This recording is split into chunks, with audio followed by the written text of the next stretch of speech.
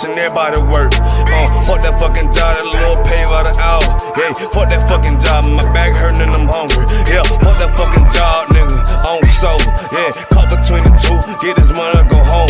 Yeah, all these people so, now these bitches they messy. First day I came in, I bossed up on the bosses, and they promise nigga this, promise nigga that. Want my ass to work, then bring that paper back. Sean, where you been? I been taking the shit. Knowing damn well that I don't fucking sleep. Fuck that fucking job, we gon' be rich tomorrow. Fuck that fucking job, it ain't no more applying. Fuck that fucking job, boy, I'm sick and I'm tired. Fuck that fucking job, all that bitchin' and crying, and I'm saying fuck that fucking job, nigga. Hey, fuck that fucking job, bitch. Fuck that fucking job, we gon' be rich tomorrow. Fuck that fucking job, it ain't no more applying. Fuck that fucking job, me and bro, we just posted. Look him in the eye, shake my head disappointed. We gotta visualize, summarize, execute. All these people dropping like fly, why the fuck we still here? Man, fuck that fucking job, when I pull up I hate it. Yeah, fuck that fucking job, that's on all of their faces. Fuck that fucking job, man, I'm already lit. Man, I hear one thing, boy, you bound to get hit. Man, these bills cross a nigga's brain. Damn, that's like keep a nigga damn a slave. Damn, money supposed to be a tool. Damn, for a purpose, what's your purpose for? Fuck that fucking job, we gon' be rich tomorrow. Fuck that fucking job, it ain't no more applying. Fuck that fucking job, boy, I'm sick and I'm tired. Fuck that fucking job, all that bitchin' and crying, and I'm saying fuck that fucking job, nigga. Fuck that fucking job, bitch. Fuck that fucking job, we gon' be rich tomorrow. Fuck that fucking job, it ain't no more applying. You know what I'm talking about? I'm sick of that shit. I know you sick of it too, man. Money supposed to be a tool, but what's your purpose though? It's supposed to benefit a purpose. Shout out Boom Man now.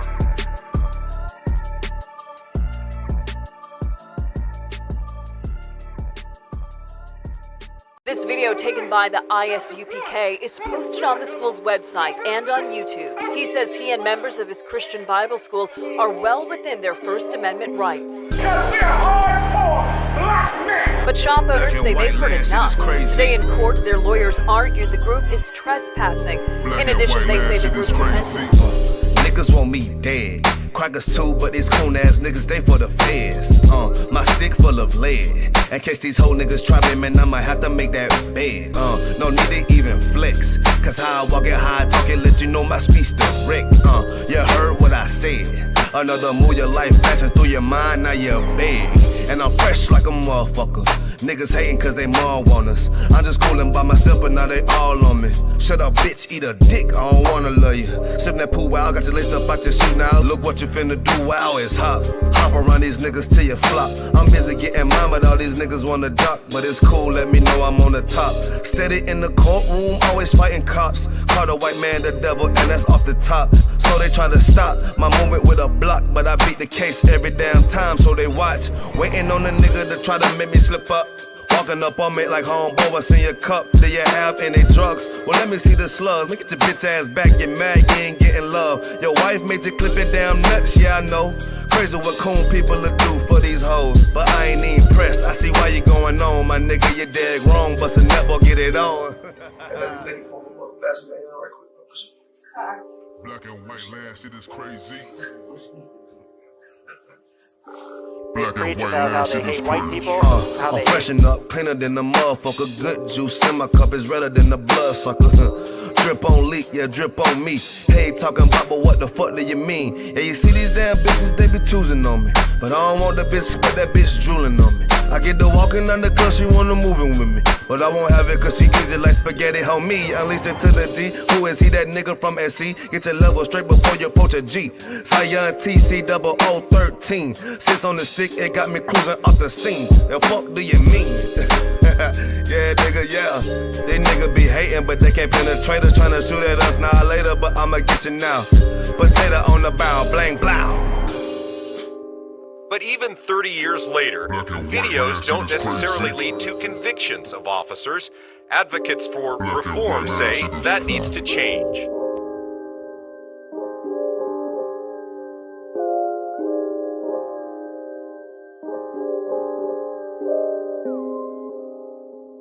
Shaw. SHALAM. Shaw, man, you know what I'm saying? Realest nigga out there, man. Nigga turned up.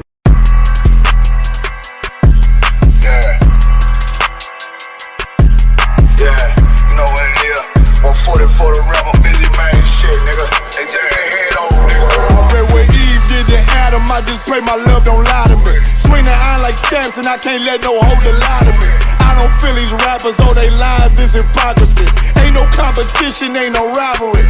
Niggas think I'm playing, I don't hear one word they saying, this shit light work. Think Muhammad one of us, he might lose his life first. Suckle up and stay alert, another cop just stretch the nigga. He a demon, this an exorcism, watch I bless the nigga. You took that oath in blood, then you know I'm gon' get active with you. Fuck the opposition, I see vision, let me paint the picture. Rappers claim they spit and I ain't listening, is effective. If revenge was a woman, now I stroke that bitch like Jack the Ripper. War, we gon' run the summer, it's gon' be historical. Thought they making plays, made them niggas call the audible. Ask who run this shit, but that question is rhetorical.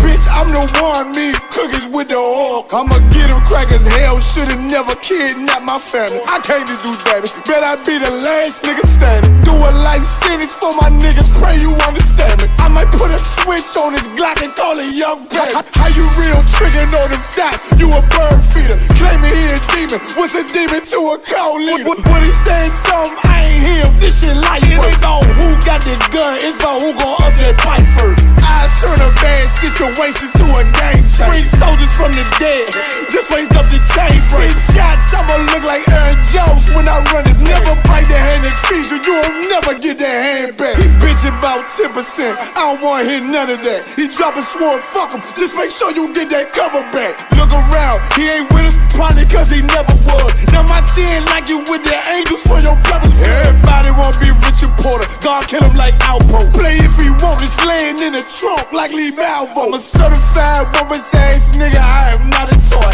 Hey, I with that hollow sign, yeah, this the rim accord. Feel like Gullah Jack when I'm in Fayetteville, you feel your boy. Still about my bread, still I think that's all that I do. The way I get that boy lost, they gon' start to call him Elroy. Fuck his game, pop out on them demons like I'm Hellboy.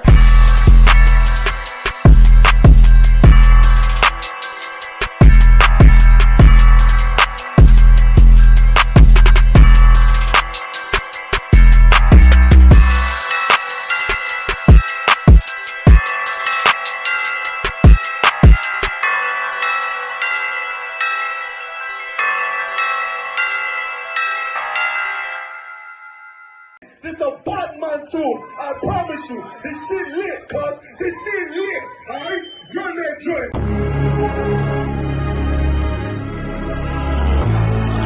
Niggas looking for the light. Me and my niggas prepared for the dog. Yeah. So we gon' get it on for the last days, nigga. You already know what it is. 140 for the rebel.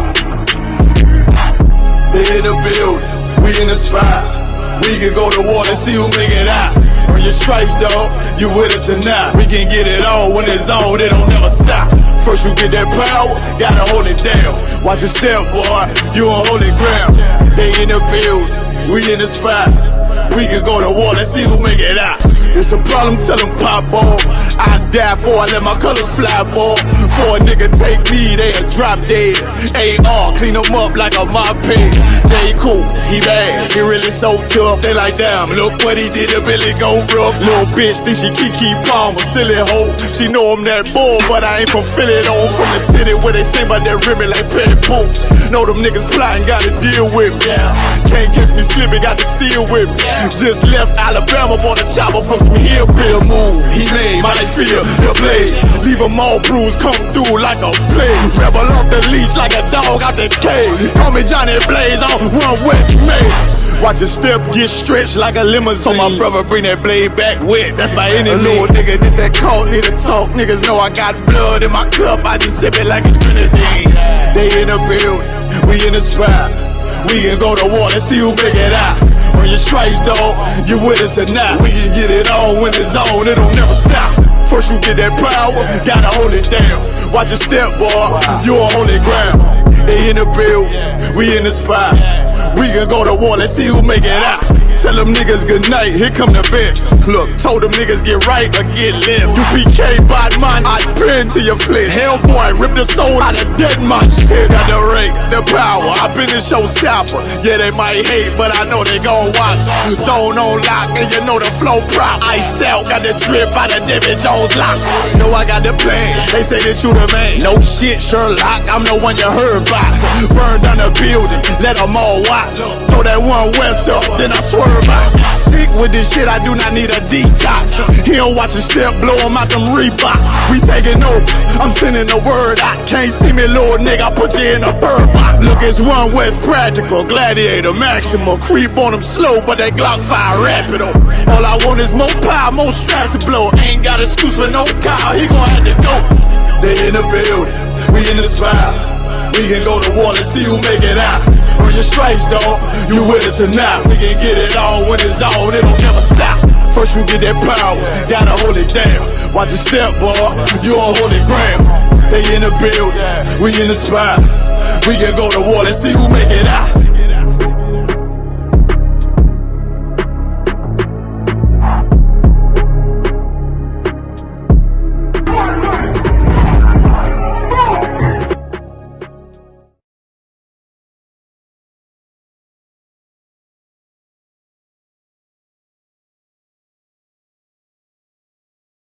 We talking about practice, not a game, not the game that I go out there and die for and play every game like it's my last. Not the game. We talking about practice, man. I mean, how silly is that? When we talking about practice.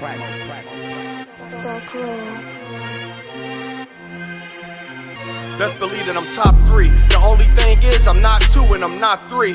Put me anywhere of and they wonder it's not me. It's beef, we strut a nigga block, that's chopped cheese. No peace, the butterfly sting him, that's Ali. You reach, I teach him with the handle, that's Kyrie. Machines you hook like a Roman, that's IV. You a sheep, I'm a go, it's a difference, so watch me. You weak, all hooks, no punches, so block these. They mock me, I just show them how it goes. Try to stomach this thug life. They ring got the nose, bandana on the grip. All heads coming out the foe. Connected from Cali to New York, niggas, so let it go. Made for this, nigga, I eat bars and drink flows. Thinking you woke into your third eye, peephole. Line for line, this shit too easy, it's like a free throw. Mastered the game too early, this bitch a cheat code. It ain't a game, these niggas lame, they bring a shame. If I'm with an officer, it's a number in his name. We ain't the same, you want the easy pass, tell him change his lane. Shit, I've been through the fire, you can't stand the rain, take an aim.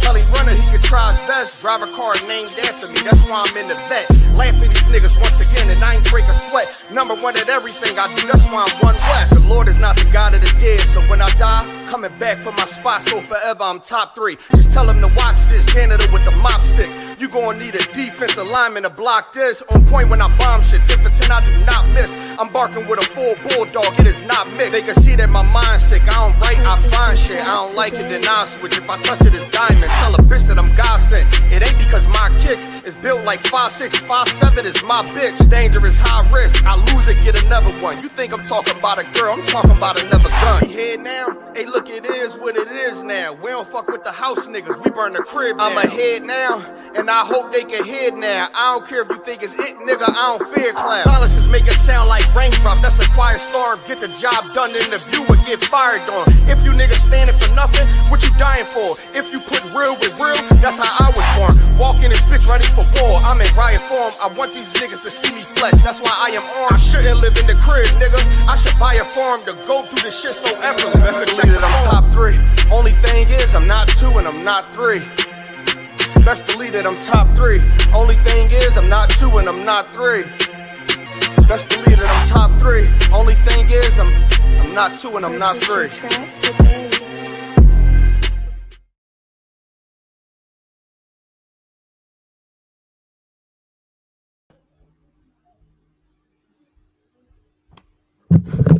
Right. Shalom, shalom, shalom. Give me a 1 or a count if you can hear me. This is on the ends 151st episode. And you know how we do it. I'm here this week, you know what I mean, with Officer Dongabar. I got a special guest. You know what I mean? I got Officer Barack Yahana. You know what I mean? Live. You get me? Live from Canada, man. You get me in the house today. Yeah, right. You know what I mean? It gives a bit of French. Hey, Shalom Yabasha Shabakta, tous nos frères, tous nos sœurs. Ici, on est sur le podcast de On the Ends avec Capitaine Karatia, Capitaine 10 000 Karatia et Officier 5 000 Dame Gabar, le tueur de loup. Come on, see, we bilingual. We bilingual in the UPK, you get me? I speak a bit of French myself. You know what I mean? Je m'appelle Captain Karatia for the I.S.U.P.K. You know what I mean? There, man. We start at 9 o'clock. You know what I mean? That's how we get down, man. Remember French in school, Dagobah? Let's not remember it, man. It was the hardest thing ever. Listen, man, that French was the hardest thing ever, man. Boy, I couldn't get this rough, man. They used to force it on us for 3 years, you know. I somehow got 3 years. I don't know how I got through and don't know nothing. But you know what I mean? We're here every week, Friday, 9 p.m. with hot topics. You know what I mean? Live from the UK. We got classes at 394 Lodge Road, B18 5PW in Birmingham, England. Make sure you reach, man. Ask your questions, put them in the chat. You can also contact the number 079 607 46784 079 607 46784. Contact us, any question, any smoke you want. Man can give it to you, man. It's nothing, man. You know what I mean? So Barakala, what's kind of about now, man? Yeah, I sent the video to Asa Damgabar. I had a funny encounter with Amalekite just now before I came back home. You know, I have the clip if you want me to play it. Yeah, go on, man. Go ahead, man. Now, first, just for a minute, yeah. Give us your background, man. Give us, want to know your French connection, and being an Israelite, and how the island you come from, how they were taken slavery by the French, and how your people came to to Canada over time and so forth. Give us a rundown. So basically, I'm a Benjamite, but what you would consider a French Benjamite. I'm from the island of Martinique, right? I was speaking with another Benjamite, right, where we're being kind of undermined because it's like brothers really don't know that there's more than just English Benjamites. There's Dutch Benjamites and there's French Benjamites like myself. I'm born in Martinique, right? I left at a young age, came back to Canada, Slovakia, which is really unusual for French Benjamites because since we never got our independence from France, most of us go to France or other countries in Europe, right? There's really a very, very small community over here in Montreal of French Benjamites like myself. And but how we became French in the first place, Martinique, just like damn near all the islands, was so-called quote unquote discovered, right, or invaded by the Spanish in the first place, where they slaughtered Carib Indians, right, just like my grandmother who's a Carib, and then it was basically a fight over who's gonna retain possession of Martinique. At some point, when we were governed by the British, we were governed by the Crown, and then lastly by the French. And many islands, as a matter of fact, were so-called English Benjamite, like Saint Vincent, Grenada, right? We're actually governed by the French first. Just Saint Vincent is actually a French name, Saint Vincent, and Grenada is La Grenade. But a lot of brothers don't know their own history, really, just like Saint Lucia as well. As a matter of fact, the flag of Martinique, right, where we have the 4 snakes. If I could just pull up the picture, I don't want just to show the audience. Yeah, sure, man. Come. Audience need to know this, man. Need to know this. And every Benjamin don't speak English, man. You know, many brothers breaking it down, man. Wait a second.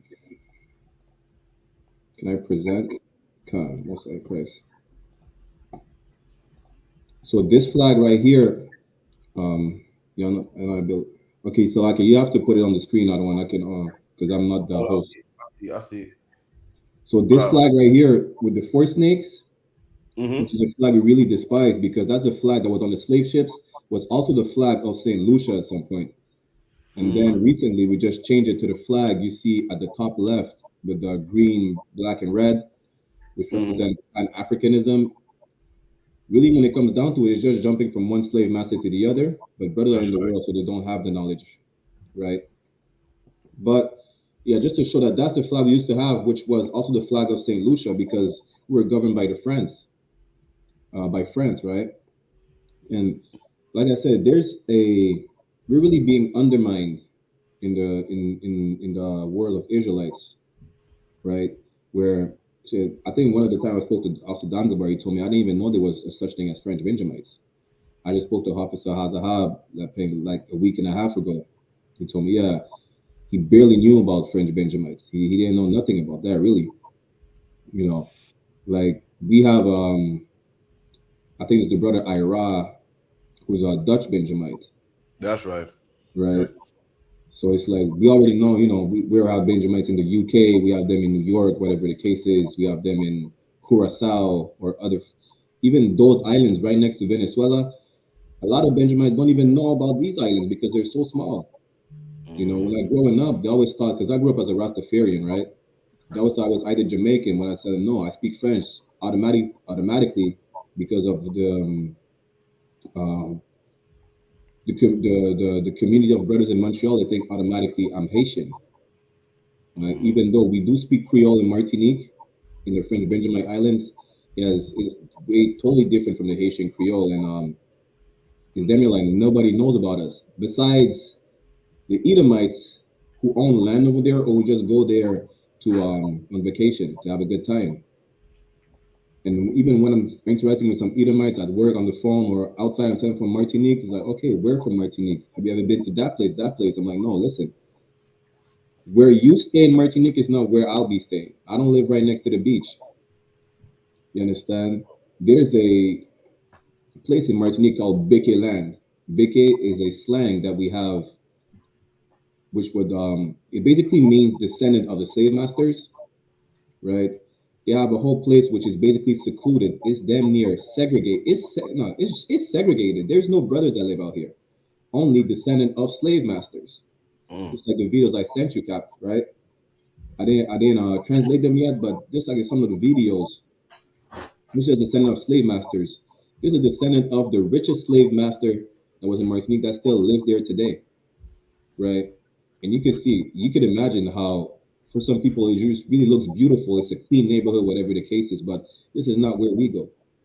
That's right. I live deeper in the island, you understand? I live where shots are ringing. You understand? I live where bodies are dropping. That's where I live.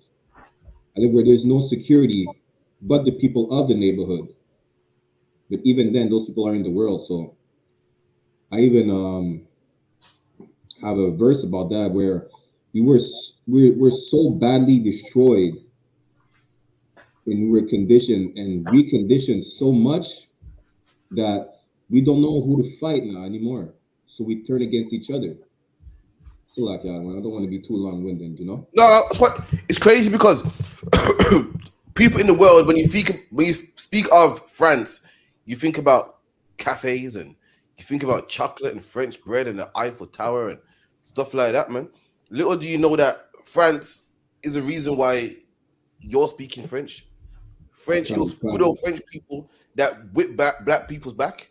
Good old French people that made black people cut, cane and tobacco and coffee beans, and good old French people, them same loving, nice, romantic French people are the ones that rape black women, man.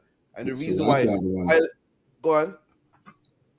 When I think of France, I think of the slave masters. I think of France being the reason why a lot of brothers, just like myself, who are born on the island, have traces of poison in their blood because they poisoned the island in Martinique and Guadeloupe willingly with a pesticide called chlordecone that is not going to fade away in probably the next 200 years, right? For what? Just because they could make sure like the banana plantation was not infested with bugs or a specific beetle. So they poisoned us. The islands are 90% to 92% of both Martinique and Guadeloupe are still affected by that poisoning, whether it's like miscarriages. I forgot what's the proper term when a baby is born too early, right? Oh, premature. Premature births, a lot of premature births. As a matter of fact, we have the highest rate of prostate cancer in the world specifically because of that. And they knew what they were doing. You understand? That's what I think when I think of the French, where in my city right now in Montreal, I live 30 minutes away by car from the Native Indian reservation. Like Montreal is in the province of Quebec, which is the last remaining French territory in Canada, but it was more than Quebec at some point, where back in the days we were used to be known as the New France. Even damn near like probably a third of the US was owned by the French. When I think of French just like I think of the British, the Spaniards, the Portuguese, the Italians. They're the goddamn devil the Bible speaks of. That's right. You understand? And there's some clips I'll send you out one where I'll translate them and I send it to you, right? So y'all could understand the perspective. I mean, wherever we are, it's just the same devil speaking a different tongue. That's it. Whether it's the Portuguese, the Spaniards, the British, the French, the Dutch. Like me and Amsterdam Gabar, we argue for fun about who's the worst devil, but the devil is a devil nonetheless. Right. That's right. You understand? Listen. Salaki, I have a clip I want to bring up if I could. Yeah, sure, man. Come on, bring it out, man. And if I could also, if I could cut it for a second, like when it comes to the English, people think that they're all crumpets and tea. And black people, we know different. And when it comes to the French, people think they're all about French bread and the Eiffel Tower and romance. And we know different, man. And when it comes to the Spanish, they think that they're all about, they're doing the cha-cha and the merengue dancing. But we know different, man. The oppressor, the devil the Bible speaks of, man. Right. So like, yeah, man. I'll play it for you, man. Okay, 1 second. Let me pull it up. Mate, Baroque, let me ask you a quick question. So you said that you grew up as a Rasta. Now, in Canada, is there Rastas that speak French? I just want to know. So in Montreal, I need to hear this. Slovakia? Shall I say that again? Let me hear this. So in Montreal, basically, I live on the west side, which is what you would call, quote unquote, the Benjamite neighborhood, really. Because I live where all the English Benjamites are at, with Grenadians, Trinis, whatever the case is. Now the east side is mostly Northern Kingdom and Haitians. There's a lot of Haitian Rastafarians. There's a very few Benjamites who grew up here. They kind of speak. They don't really care about the French, even though there's a law that we need to prioritize French. They don't really give a damn. They really don't care. I mean, obviously my dad speaks French, my brother, whatever the case is. But Benjamites over here, like you'll speak French to them, they'll look at you sideways and say, we, whatever the case. They just don't want you to speak French. Like, why would I have to accommodate to the language of the devil? I already speak English. That should be enough. Like people think also that there's no racism in Canada. Quebec, my province, is the most racist province in the first place in Canada. Then I think it would be Toronto. You understand? They think there's no racism in Canada. Listen, maybe it's not as prevalent, just like the history of slavery. They just sweep it under the rug and make sure the truth doesn't come out, which is why we have Officer 1000 Adiyar, 1000 Zabadia, 500 Shaiwan, and myself to bring out this history. Right. Yeah, man, bring it out, man. Come on, you got that video for us? This just, so the audience can understand a better perspective of what I'm talking about, basically, right? You could share it on the screen. I don't want. So it's gonna be in French, but in yellow you're gonna see the English subtitles. Anti-français. Jamais, ni les institutions françaises, ni le gouvernement français ne nous ont considérés comme français. Je prends quelques exemples tout simples. La première abolition de l'esclavage, c'est le 4 février 1794, après le soulèvement des esclaves à Haïti, à Saint-Domingue, qui deviendra Haïti. Les Guadeloupéens sont tous français dès le 4 février 1794. Et pourtant, en 1802, la République française va rétablir l'esclavage en Guadeloupe. C'est le premier cas de déchéance de nationalité et de remise en esclavage de Français par la République française. Donc, à un certain moment, on se pose des questions. Et ça nous a coûté quoi? 10 000 victimes, dont 300 décapitations sur la place de la Victoire et à Bay Bridge. En 1848, la République va abolir l'esclavage une deuxième fois. D'abord, et que fait la République? Elle va indemniser les propriétaires d'esclaves. Et les esclaves vont se retrouver hommes libres, sans un sou, sans terre, sans logement, avec l'obligation d'aller travailler sur leur ancien maître. Donc, en fin de compte, l'abolition de l'esclavage n'a été qu'un acte politique pour sauver les maîtres et maintenir la domination coloniale comme elle l'a été avant l'abolition de l'esclavage. Et on peut aller encore plus récemment. Aujourd'hui, c'est le 50e anniversaire des massacres de mai 67. La République a tué plus d'une centaine de personnes dans les routes de Pointe-à-Pitre. Qui a été emprisonné? Des Guadeloupéens.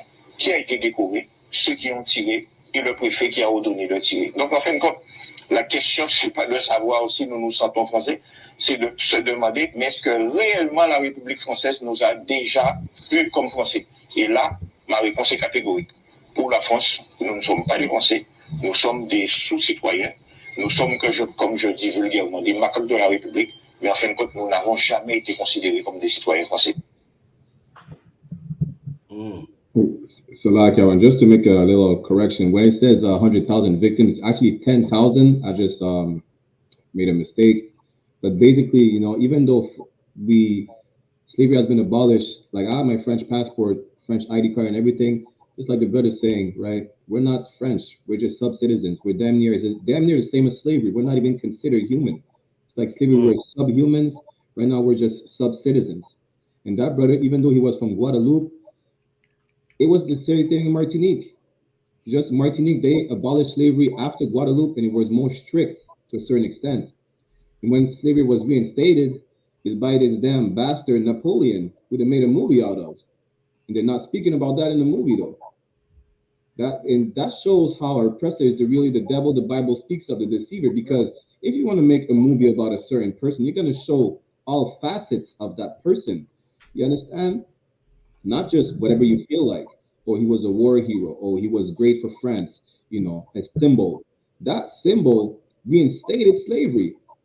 And he slaughtered us. Like, whether it's us Negroes that were brought in by the slave ships, whether it's the native population of the Arawak or Carib Indians.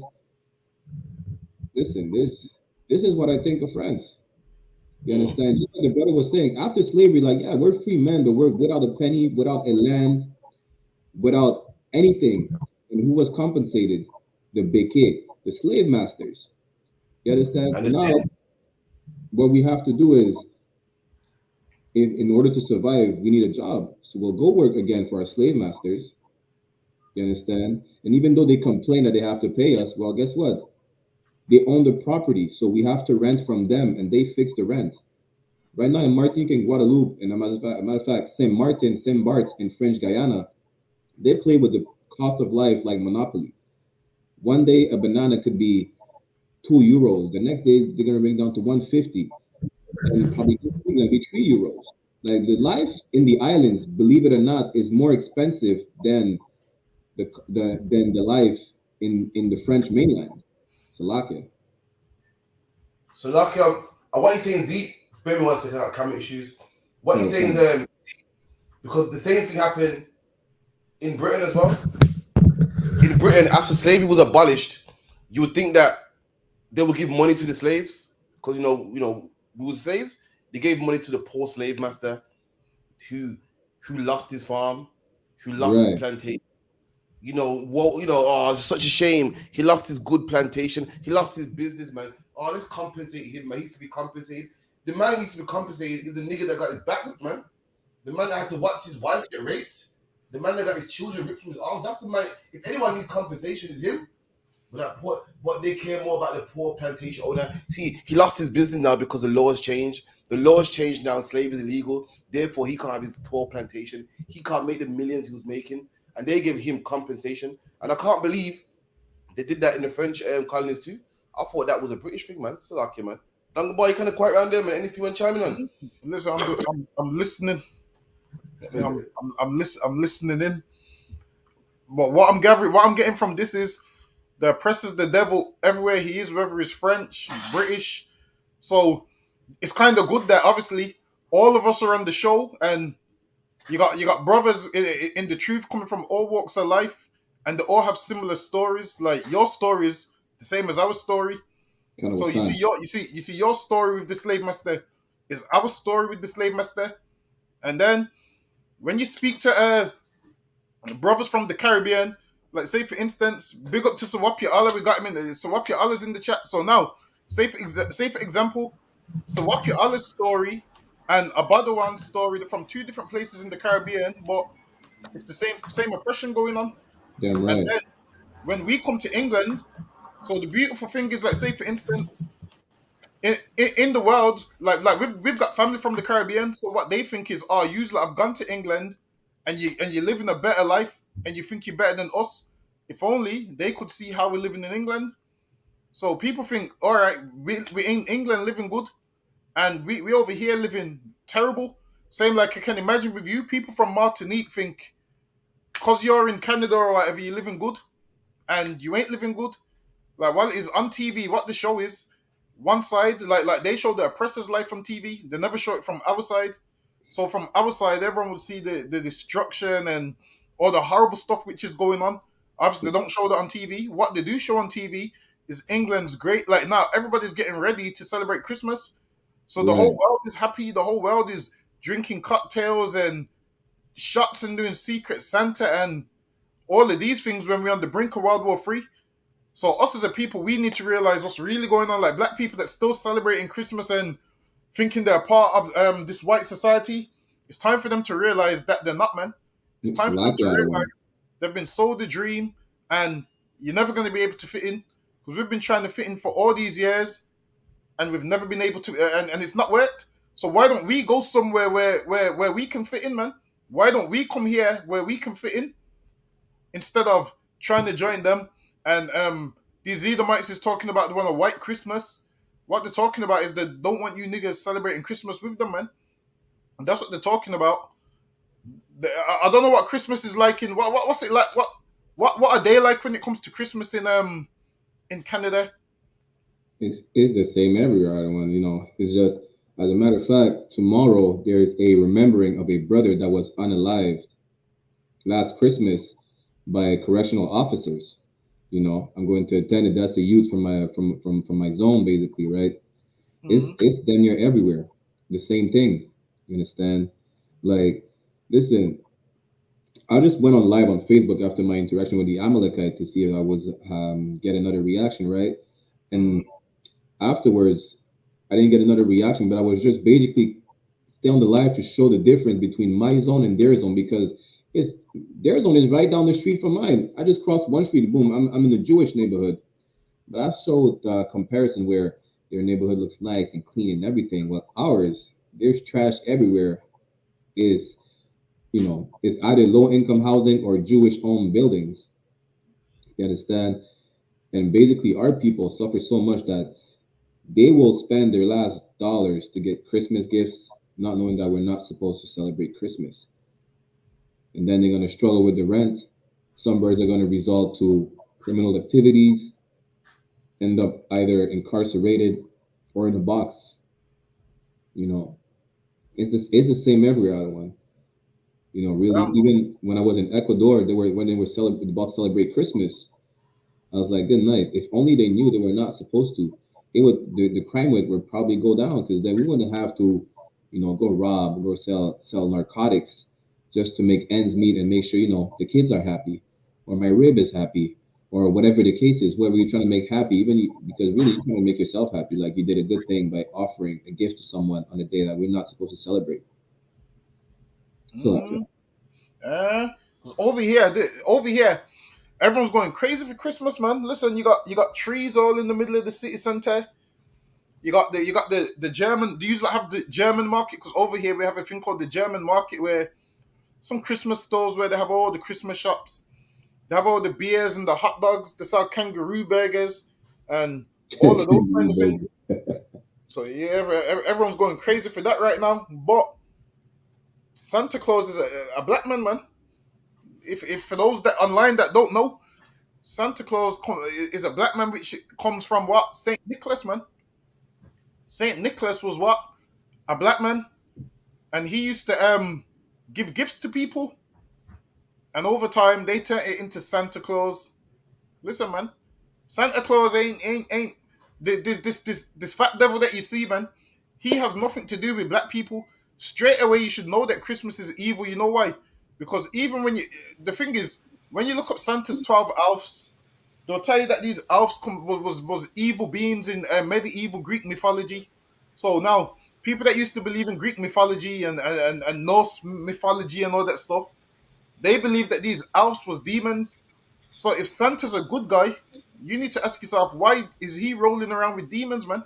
That's what you need to. Two don't work together except to be agreed. So you can't. Santa can't be a good guy, but his friends that he rolls with is demons, man. And his house is somewhere in the North Pole, man. That sounds like some kind of child molester kind of stuff, man. And this man comes on a sleigh and brings gifts to kids, and he knows when you're sleeping and he knows when you're awake. Sounds like a child molester to me, man. He knows. Why does he know when kids are sleeping and when kids are awake, man? Listen to the words in the song. He knows when you sleep. Why say you better not shout, you better not cry? Listen, man. You better tell your parents whenever a stranger does anything weird to you, man. Right. You better tell your parents. Santa's telling you better not cry. You better. How does the song go, Salake? Listen. I've done Christmas in so many years. I forgot how the lyrics go. Someone online let me know how them lyrics go. Salake.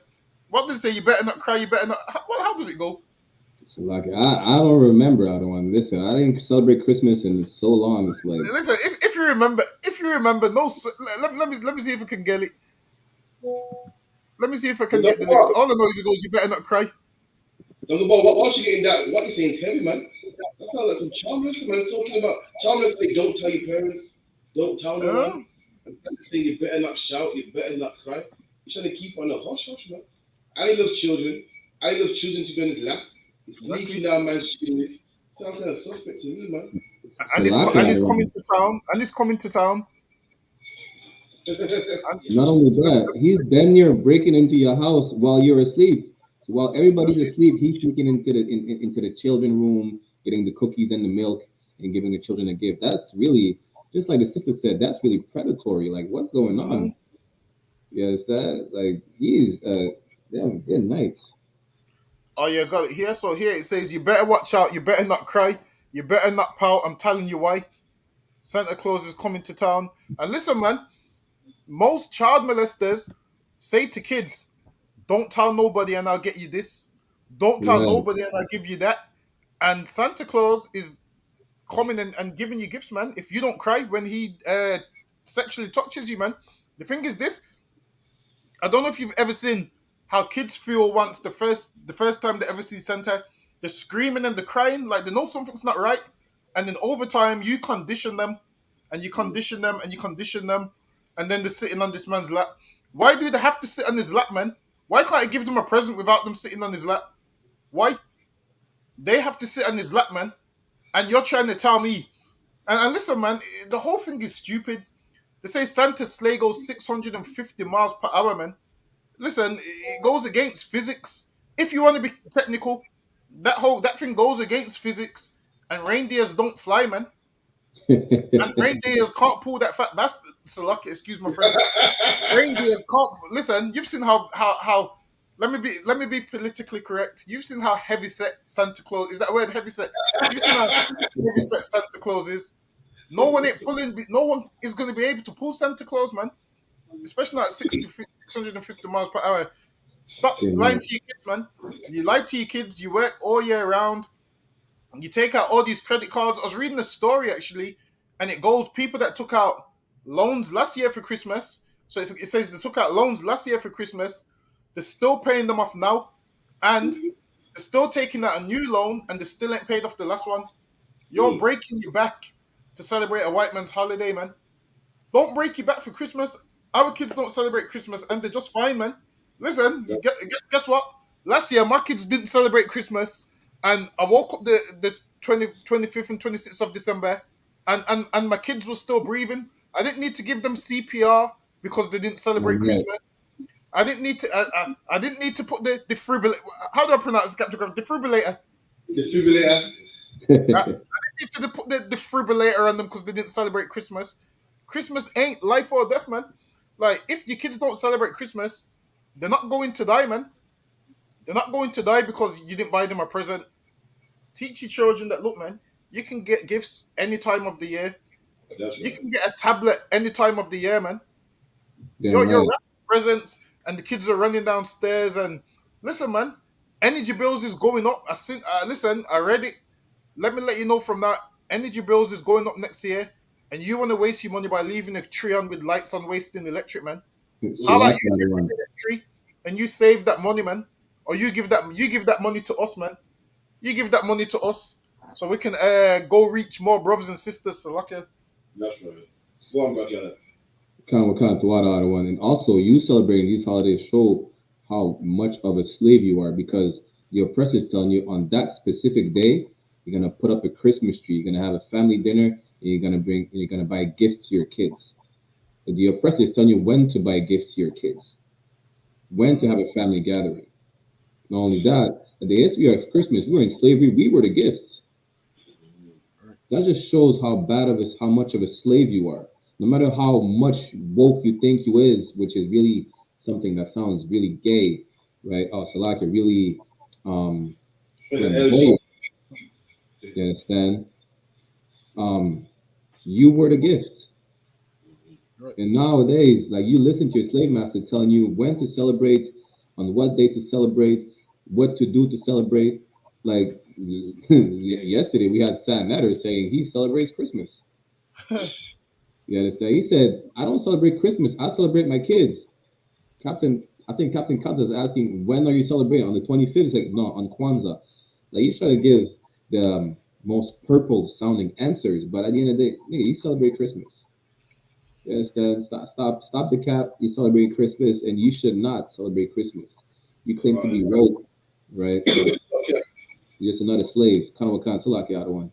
Also, if I may, imagine this as a black man, you're supposed to be the man in your house, man. This is only one hero in my house, and that's me, man. Right. I run things in my house, man. And imagine this, me as a black man is out there working overtime to buy these gifts, man. And some white man gets the credit. Some fat white man that don't even exist gets the credit, man. Imagine this down the bar, I'm doing the double shift and the night shift, man. Right. I'm buying that bike. I'm buying that PlayStation console, man. And my son will say, "Oh, thanks, Dad. You work so hard. I love you for this." He says, "Thank you to a white imaginary man." Damn right. Listen, come on, black man. You come on. Shit. Santa Claus even robs. Christmas even robs the love of your children, man. It makes children look up to white people even more. You buy a present and your kid looks up to a heavy set, make believe white man. Make believe. Why can't you get the glory, man? Why can't my son say, you know what? My dad's the shit, man. You know, French. My dad made sure I got this, man. The glory goes to a white man, like it always does. It goes to oppressors, man. It's like you're actually, man. You're not ready to change gears a bit? Or everyone to walk? Khan, I still have the footage of my interaction with the devil. Oh, wow, yeah, run that, so like, yeah. 1 second, let me pull it up on the screen.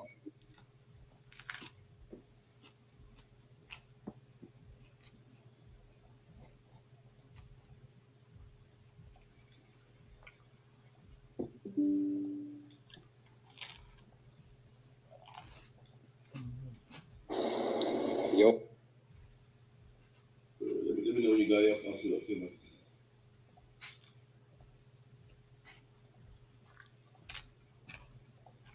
Khan.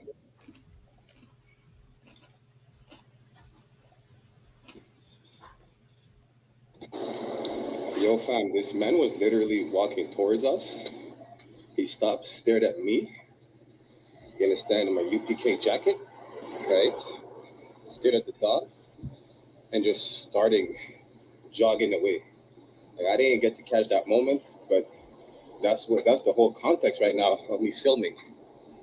This fucking Amalekite, fucking Mamzer, turned away, looking at me like I'm supposed to, you know, let him pass too. Yes, I got you on camera. Look, see what I told you? soon as I crossed the street, he turned back. This fucking kike. Fucking cunt. See, he's still looking, eh? He's still looking. Fucking cunt. Even Ruby's like, yeah, why one? You know, just know one thing. If a dog doesn't know you, especially a dog like mine, don't just stop in the middle of the road and stare at us. Yeah, so like, I think that's too you know. They tell you that, well, anyone can be Jewish. We don't discriminate. Anyone can be Jewish. Right. With a black man wearing a shield, you're looking like, what the hell did you do with that shield? That's a lie. They believe. So I don't understand why people say the I.S.U.P.K basis when we believe what the Jewish man believes. The Jewish man believes that he's a chosen people. God come for him. No one else can join. You need to be Jewish to be, to be God's chosen people. But when a black man believes the same thing, your basis, a black man can't believe that. A black man can't teach. Well, I the one. Just to show that, we're not racist. He's racist. Like, I didn't turn back or, try to cross the street, whatever, when I seen him, even when I'm walking with a dog or not. He could have stepped on the other side, like walk on the snow just to go around us, right? But what I forgot to mention in the video is that when I was walking towards him, when he stopped, he was babbling some Yiddish nonsense or whatever. I had my music in my ears, so I couldn't pay attention. I'm like, whatever the case is, that's when I started filming after he turned around. I missed the part where he literally started running away out of one, But that just shows that he's the racist. Like, you cannot just go around us if you're that afraid of the dog. Plus, that's what I do on purpose. I put myself in between people and Ruby when I'm walking her on the street, right? But I don't know. It's just heavy, like how you had to stop. Yeah, and he was pointing at me, saying some whatever he was saying, gibberish, and then pointing at the dog and pointing at me again, expecting me to move aside. That part was not caught on video. It's like I was passing under a bridge, so regardless, I could not move aside. And I'm not going to turn back and wait for you to pass, right? Like, what do you think this is? This is not 1492. You understand? It's a lot, y'all. No sweat, man. It's just these devils, man. They run a place, but I'm gonna run a video about England back in there, about the 1600s, the laws they had, just to show people that black man, Hispanic man, Native Indian man, the Bible is our book, man. And people say the Bible is outdated, it's played out. Let me tell you something. If you can follow the oppressor, I think the oppressor's so wise, then why can't you follow the Bible, man? Because there's things that this oppressor's doing now, which was in the Bible before. You think the oppressor's so wise, it's so great, it's so good. But meanwhile, the Bible, the laws that he's passed now, and the laws that he's changing now, we had it we was doing that long before he even knew about it. So why don't we follow the Bible? We say the Bible is old and you can't teach an old dog new tricks. I'll read it for you, man, so you all know what I'm talking about. In the 1600s, it was lawful for you to beat your wife. We're running it right now. Much noise. That is why a London bylaw in 1895 made wife beating illegal between 10 p.m. and 7 a.m. During the day, it was all right.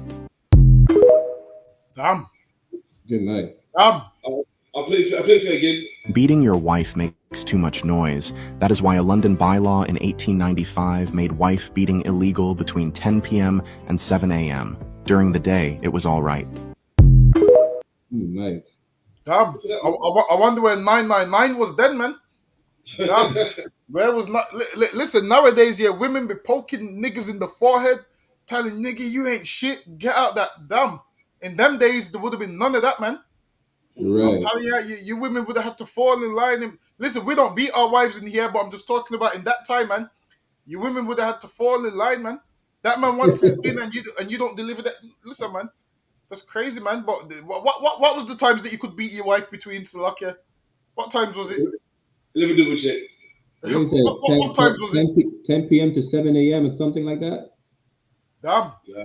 Basically, when people are sleeping, you don't want to wake people up. That's what they're saying. Say again?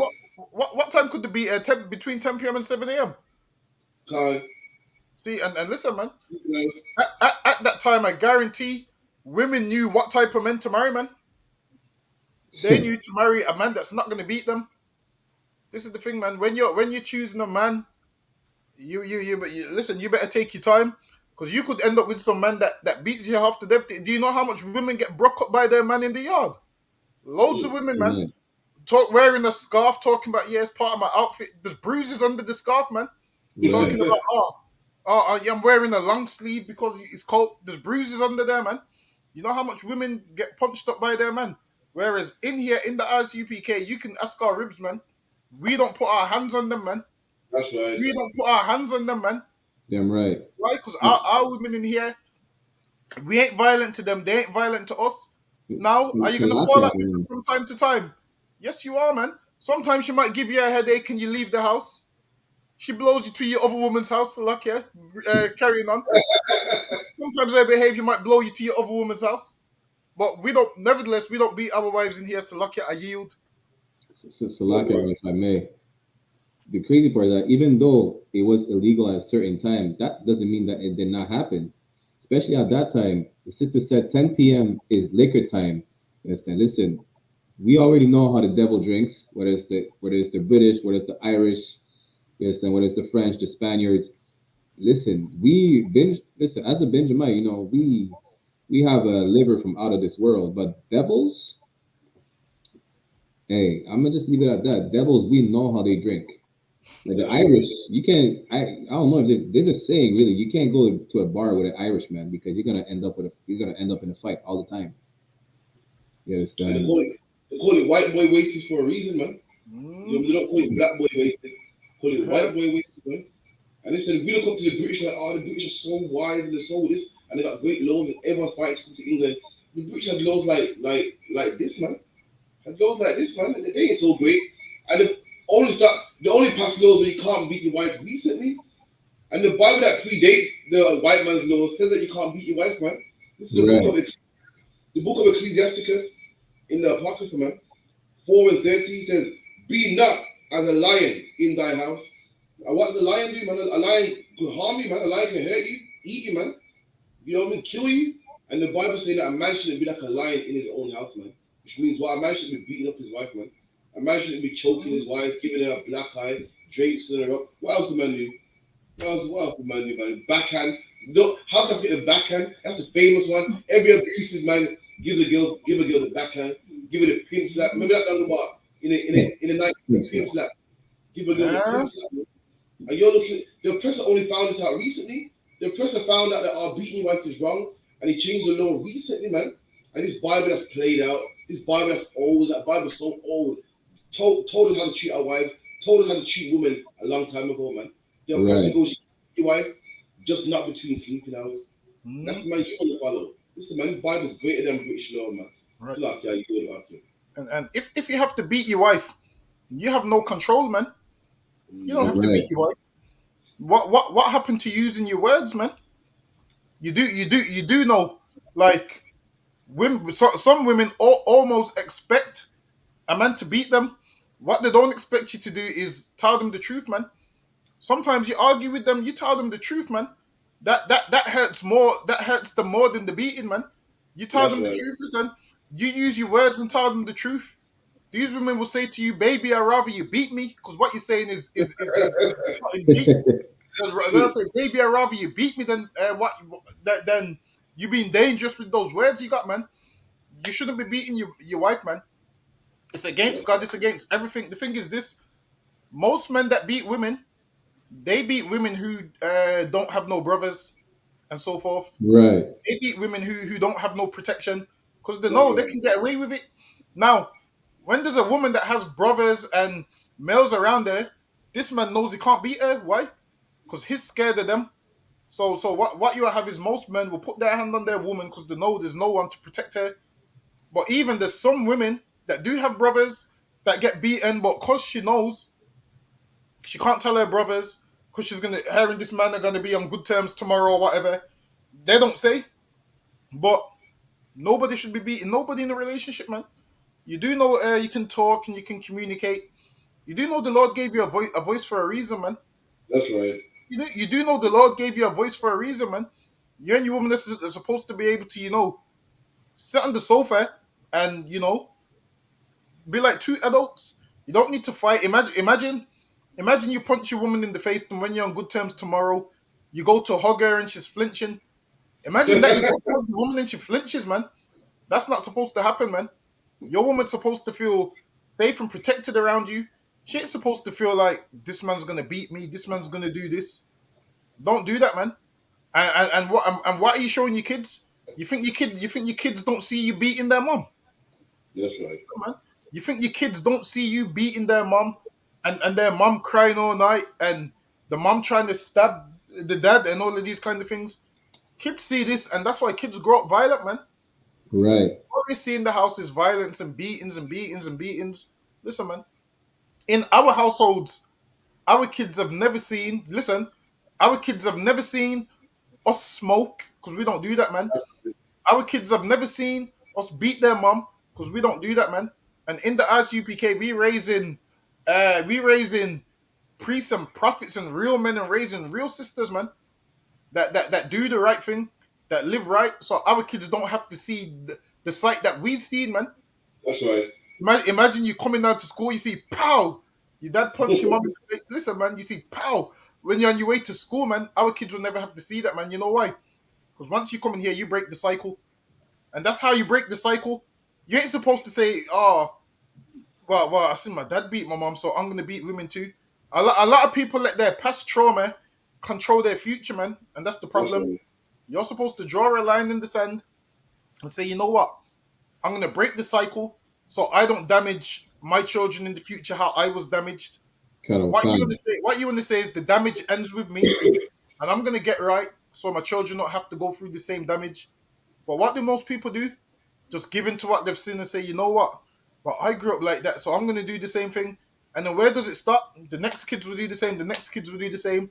Whereas in here, with us and our children, we're the first generation that's broke the cycle of Christmas, of Easter, Christianity, that domestic violence, that smoking weed, selling drugs. In here, we've drawn a line and said, all right, we ain't going to do what we've seen our generations of people doing, man. And this is how you break those generational curses by you saying, you know what, I'm gonna be the first to put a stop to it, man. I'm gonna change my life, and this life will change my children's who's gonna follow me. That's right. And you've seen it tons of times before. People who do things wrong, when their children follow them, what happens? The children end up doing wrong. So you have to draw a line in the sand. So lucky you.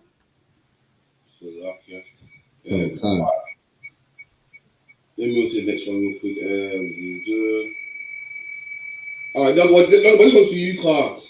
That was always giving me mad scenarios, man. We can never agree on nothing. Every time, me and that will counsel. That will be like, that told me this day. He say, boom. That saying this. I get around the drinks in here, and next brother gets around the drinks in. When it's done the bar time to get around the drinks in, the bartender gives them for free. So he's saying, does he have to get another drink in? He says it's not fair that he got it for free. He done his part. Does he have to get another drink in? You didn't get your round, you got free? Yeah, but technically, all right. I must have got my rounding because you drank something. Or did you not? Or did you not drink? We got a free drink. Your round is still remaining. Yeah. But whether it was free or I paid $1 million for it or got it for free, you got what I was supposed to get you, which was a drink. No, we got a drink on the bar. You didn't get it. We got a drink, but you didn't get it. I did. No, it doesn't matter how I got the drink. You got what you wanted, which was a drink. So basically, one man felt this thing of losing money, and next man felt this thing of losing money. You should feel it too. Anyway, we go back and forth like this all the time.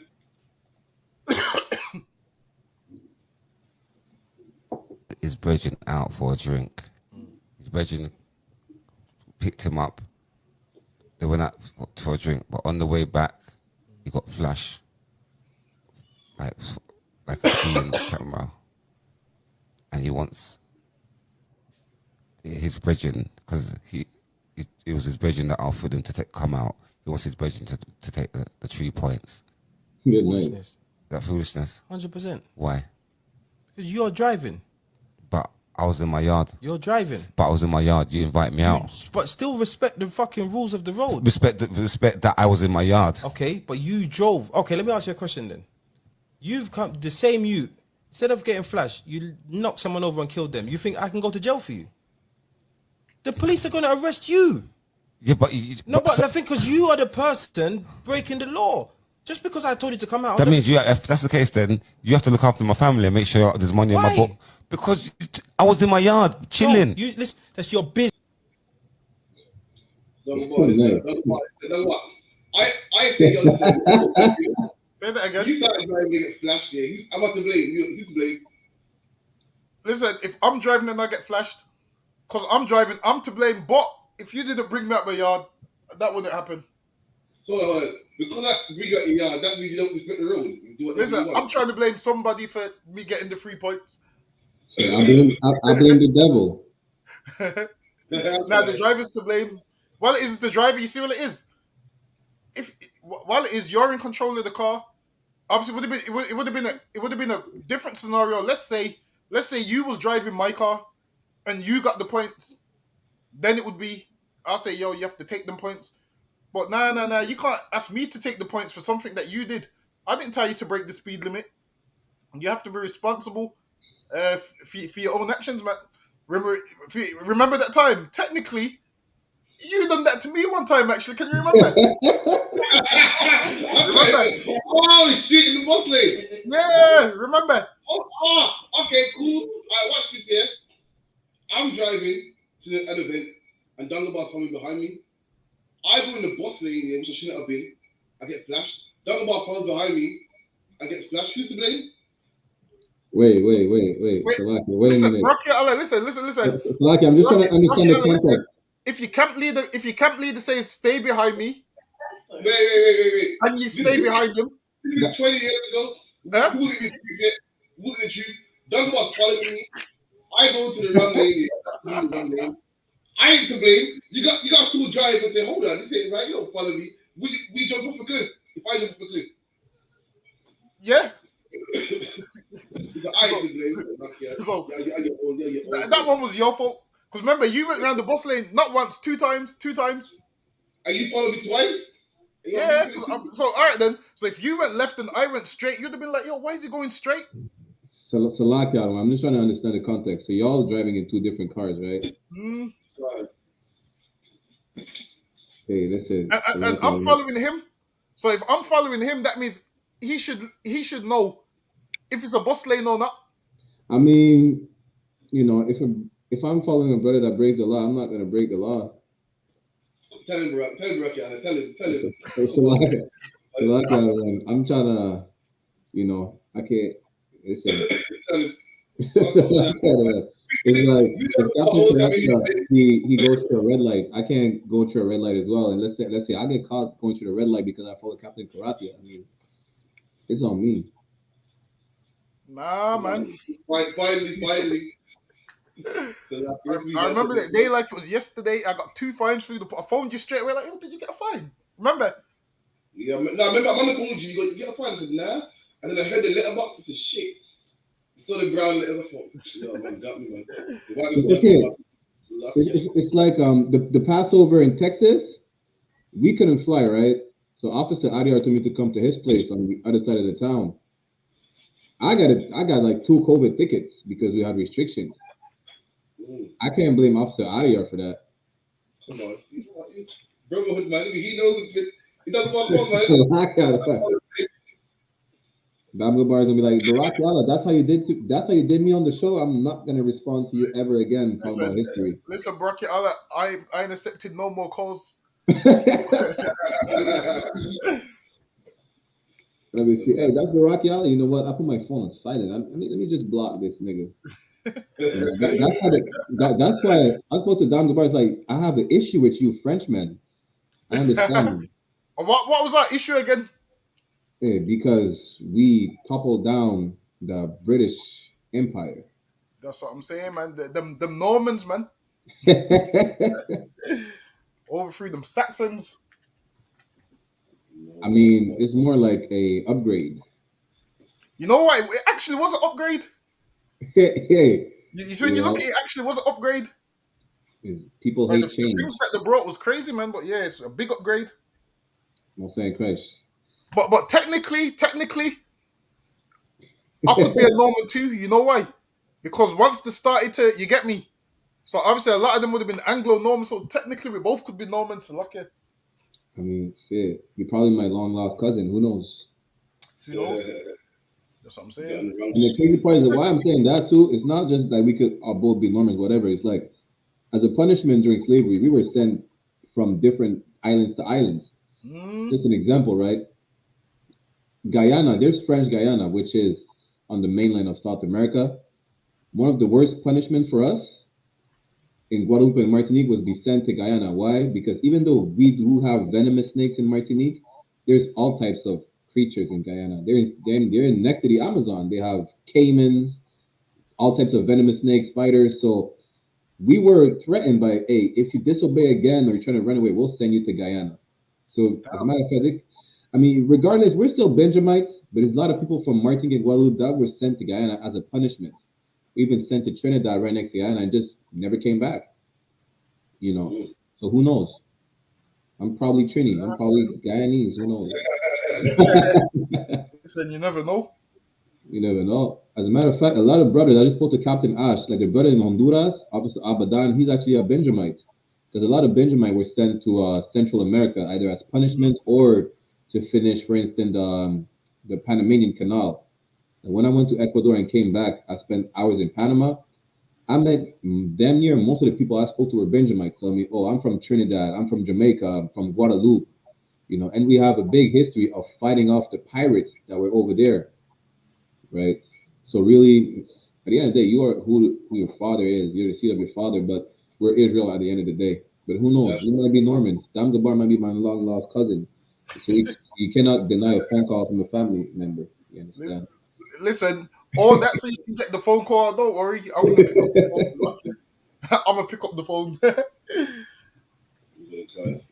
So as you know, quick thing, Busta Rhymes in the UK, and there's doing a tour over here and interviewing everybody.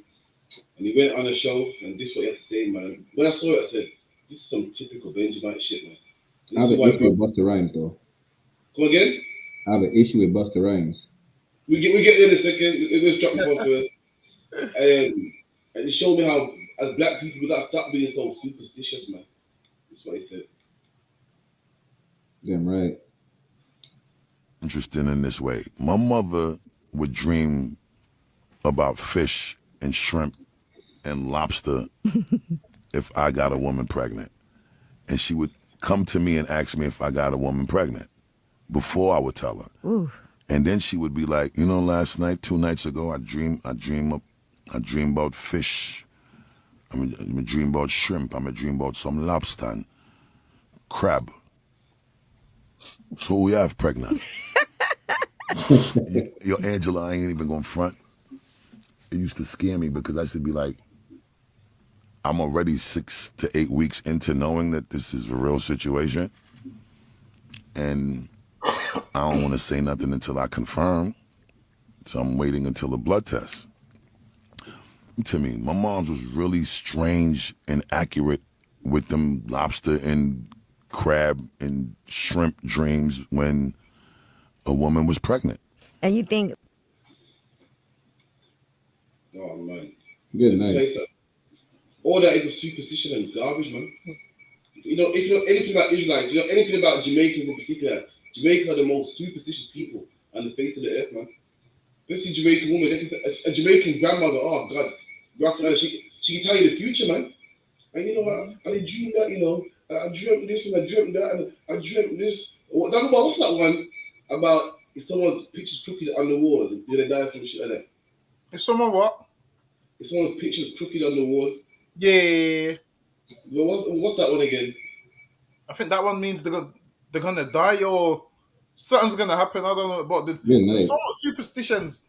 I think the Caribbean's not short of superstitions. She dreams about what did they say? She dreams about shrimp, and that means he got someone pregnant. Yeah. Listen, man. Listen, if you got a son here who's 16 and he's a rapper and he's popular, what do you think he's getting up to, man? You got someone who's handsome, who's on the streets, and You got loads of women. What do you think's gonna happen? 9 times they're gonna get a woman pregnant, man. You're thinking, I had a dream, man.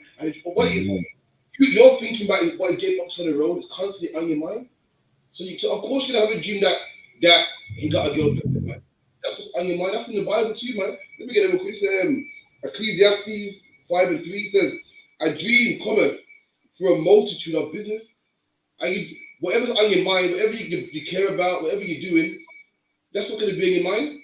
If you're an angry person and you go to sleep, you're gonna have an angry dream, man.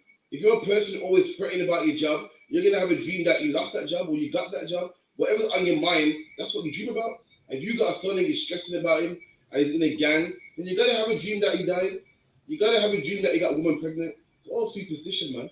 And our people believe that, you know, we got superpowers and God is showing me something. Listen, man, stop it, man. You know, when Paul had to say it to the brothers in Rome, Paul said, listen, he goes, I perceive that you are too superstitious, man. That's black people. Before we just believe in God and keep his laws, statutes, and commandments, we rather believe in horseshoes, man. We rather believe in, you know, crooked pictures on the wall and, you know, burning candles.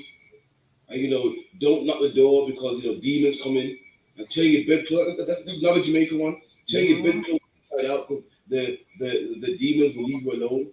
Doctors won't trouble you if you tear your bedclothes inside out, man. And all that garbage there, man. How about you just serve God, man? You know what demons come upon you? Serve God, man. Stop smoking them cigarettes and them. Right. That's how you fight demons, not by having dreams. A dream is just what you, when you go to bed at night and you close your eyes, whatever's on your mind, that's what you dream about, man. Whatever you love so much, that's what you dream about, man. You know what I mean? You got teenagers getting wet dreams, man. Why? Because they're thinking about women all day, man. Women's on their mind. That's what they're dreaming about, man. So luck, yeah. What I love about so luck, yeah. And there's so much stupid ones. Listen, my mom used to believe in all of them. She used to say things like, don't put up an umbrella in the house because it brings witches. You heard that one? Don't put up an umbrella in the house, it brings witches. This is what she used to say as well. Don't cross someone on the stairs. You heard that one? Calm. And the next one, like my little brother used to be, let's say he's lying on the floor. She's like, don't step over him, he won't grow. Listen, man. The reason he won't grow is because you and my dad are both short, so lucky. That's the reason he won't grow. It's nothing to do with me stepping over him. Now you got him mad at me for his whole life thinking he doesn't grow because I stepped over him. Listen, it's silly, man. We need to stop believing in these stupid superstitions, man. None of them make any sense. Our parents are always having dreams. Listen, man. Let me tell you this one. One time, my mom had a dream that what did she say? Someone passed away, but they came to her in a dream and said goodbye before they passed away. I said, look, man. I said you wasn't saying this before you knew the person passed away. Only once you found out, then you revisited the dream. You see after she found out, then she would because I had a dream. Yeah, you go. Before you knew you had no dream. Like carry on. Now go ahead, carry on. No, that's what I do. You go, you know something? I did dreaming a couple of years ago, you know. They go, Slap, carry on, man, Slap, yeah. These superstitions are crazy, man. There's so much of them, and honestly, none of them makes no sense. Right. Listen, if you've been around Caribbean people, you've heard every superstition, man. Good Throw night. salt over your left shoulder. No, because I'm gonna have to sweep it up, man. I ain't throwing salt over no shoulder, man. Why am I messing up the house for? Have you heard that one? Throw salt over your left shoulder. Yeah. For what? Why are you meant to throw it over you? What's it meant to do when you throw it over your shoulder? Salakia, the one. I heard about pour salt around your bed to keep the demons away. So demons don't like salt? I don't know, the one. Something like that. Or just put a knife or some scissors under your pillow and the demons are not going to bother you at night. You know, even in Martinique, they say, like, you see the centipedes, right? I had one crawling over my shoulder. The brethren just flicked it off and stepped on it. It's like, you know what? I'm going to become a millionaire. If you step on this, you kill them, you're bound to be a millionaire. Niggas still broke in the ghetto in Martinique talking about stepping on centipedes to become rich. See, these superstitions are crazy, man. And it's crazy because this is things that we used to believe in. Like, at one stage, we all believed in it, like, don't step on the free cracks on the pavement. Don't step on the free drains was one. don't walk through the road signs was one, you get bad luck. That's the things that we used to believe. And the reason why things go bad for us is because we don't serve God. It's that simple. Right. Now, people, listen, I used to be scared to say Candyman, man. Saying Candyman 3 times. Listen, that shit was scary, man. I used to watch that movie, and then when it came into the truth, I said, damn, that wasn't real. So now I say Candyman, Candyman, Candyman, and nothing happens, man. Salaki out one. It's all false. Salaki, go ahead. Just like the Candyman, is there such a thing as Bloody Mary in the UK as well?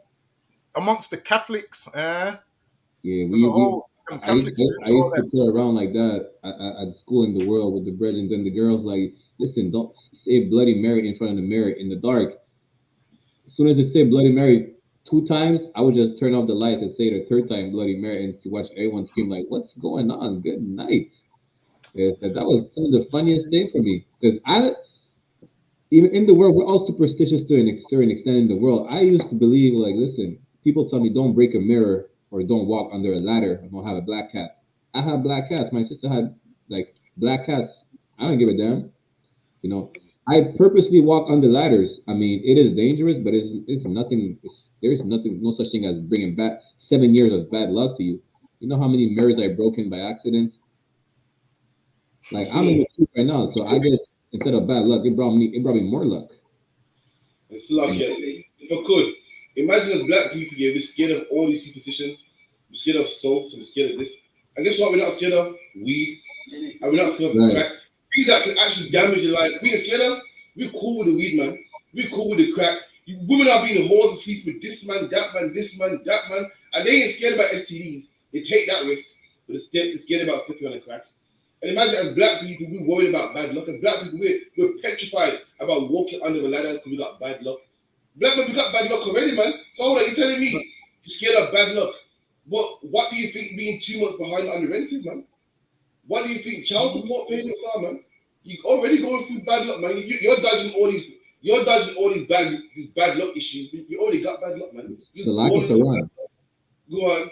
You know what's crazy about what you said? How we're afraid of walking under a ladder, but not afraid of calling the weed man. We'll walk under a ladder and be so paranoid, we'll call the weed man. And then bring all the bad luck to us because we smoke a blunt. That's the crazy part. You know, like we'll break a mirror and go call the next whore right down the street and catch an STD and blame it on the mirror. That's the craziest thing. Like, we didn't have mirrors or ladders to walk under during slavery. So what about then? Mm-hmm. You understand? So like the other one. Now, this is witchcraft and sorcery, man. Throwing salt over your shoulder and this and that. You know, thinking that, oh, my palms are itching. You means I want to find some money. Yeah, still in the ghetto, man. Still broke, man. My palms been itching forever, man. We're still broke. We've been flicking centipedes and, you know, we're still rich, man. We've been wishing on the star. Every shooting star we see, we've been wishing on them, man. And we're still broke, man. Still behind our rent. Just about paying our phone bill. How about we serve God, man? But these positions don't work for us, man. And the next one as well, what is it? Free? What are you meant to do with the free magpies? How's that one go? Oh, if you see one magpie, what is it? Good luck. No, what is sorrow? So you see one for sorrow, 2 for joy. So if you see one, certain bad's gonna happen. You see 2, certain good's gonna happen. But apparently, if you see one, you can touch wood quickly and it cancels it out.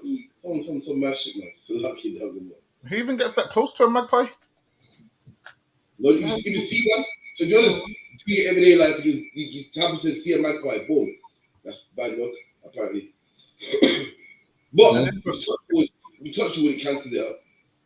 And if a bird shits on you, you get what? Good luck.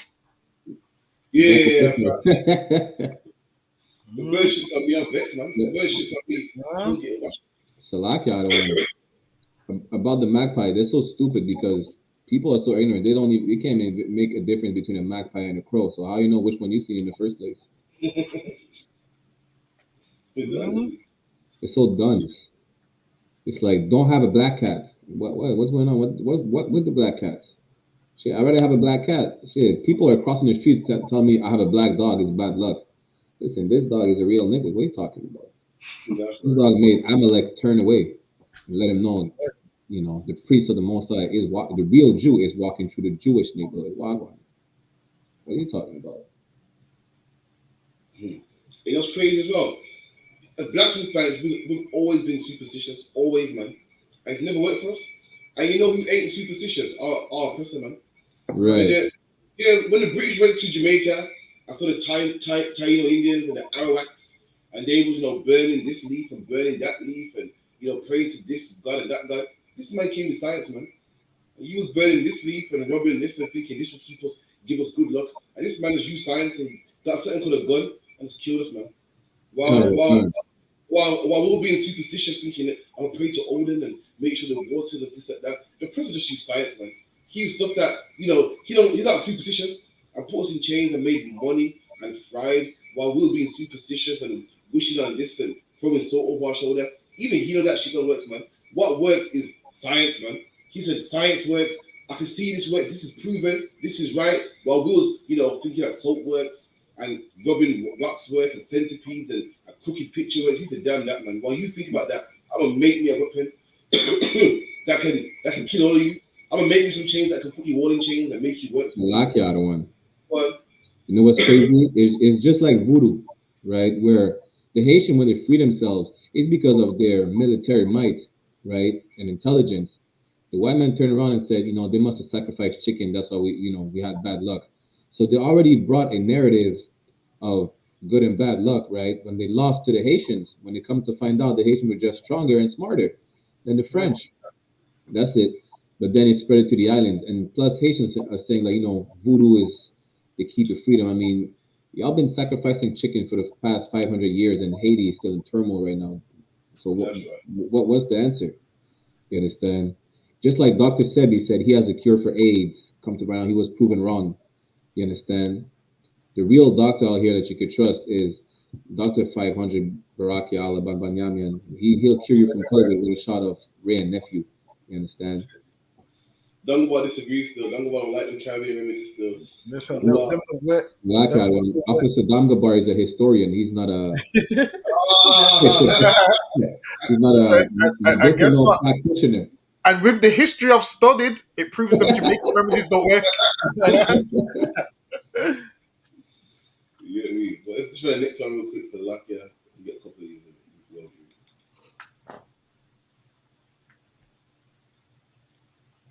Yes, I do. They are family members. They are my children. How do you think your kid will feel about it? Do you say you value your dog the same way you value your kids? Yes, I do. They are family members. They are my children. How do you think your kid will feel about that?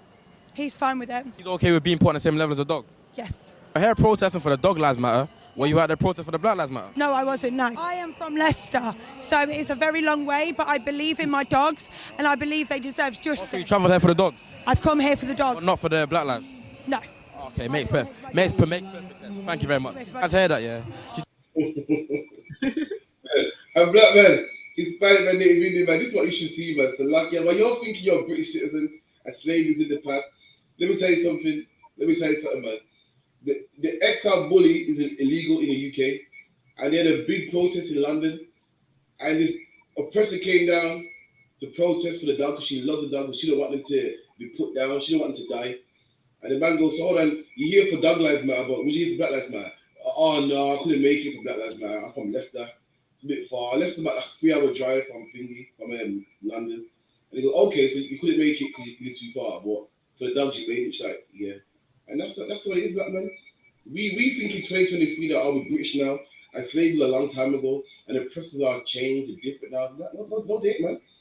They didn't value your life back then, and they don't value your life back now. Imagine black people being shot by the police, dying by the police, dying in America, man, and everyone came together to stand and said, we're not having this, man. And just like black man, a 3-hour drive was too much for them to come down and show their support. It wasn't worth it, man.